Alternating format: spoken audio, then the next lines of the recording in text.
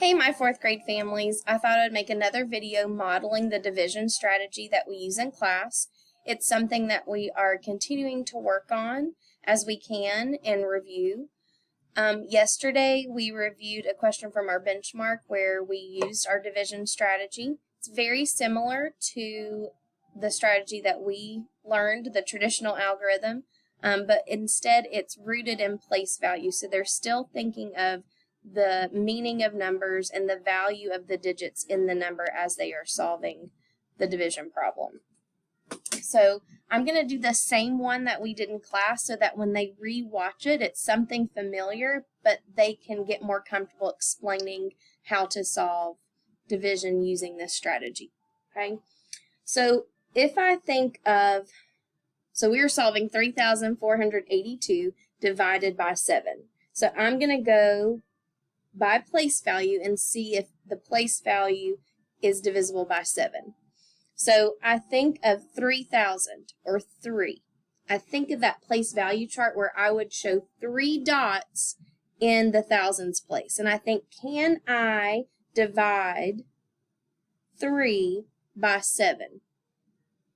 No, I'll have to unbundle the 3,000s, and I'll have to move them to my hundreds place. So I'm actually going to think about 34 hundreds. So is 34 divisible by 7? Well, no, but we can get close. If I know that 7 times, let's see, 7, 14, 21, 28, 35. 35 is too much, so I need to drop back down. I can at least do 2,800. So we still include those place value, the value of 2,800. That helps us with subtracting our numbers and knowing how much we have left. So I always use the example of Skittles. If I have 3,482 Skittles and I'm dividing it among 7 friends, I'm taking 2,800 or 2,800 Skittles, and I'm going to go ahead and divide those out because I can do that equally.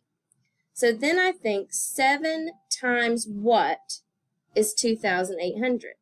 Well, I know that 7 times 4 is 28. So 7 times 400 would be 2,800. So I'm going to put that at the top. So each of my friends will have 400 Skittles so far. All right? So then I'm going to subtract to see how many Skittles I have left. Got to borrow. I can't do 4 minus 8. So 14 minus 8, and that's 6. So I have 682 Skittles left. So I'm going to do the same process. I'm going to say, can I do 6 divided by 7? 600s divided by 7? No, there's not enough. So I'm going to go to my tens place, and I'm going to think, okay, can I divide 68 tens by 7? Well, not equally, but I can get close. I know that 63 is a multiple of 7, so I'm going to say 63 tens, so 630. Okay?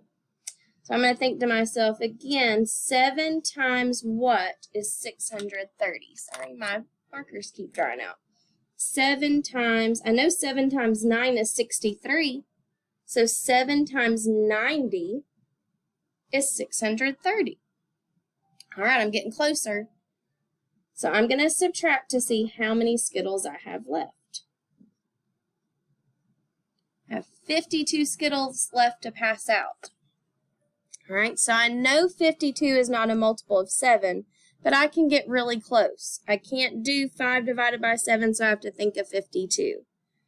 I know, my favorite fact, that 49 is a multiple of 7. And 7 times 7 is feeling fine. 7 times 7 is 49.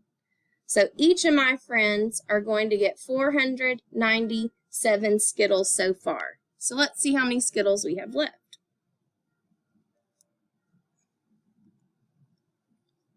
Well, can I divide 3 by 7? No.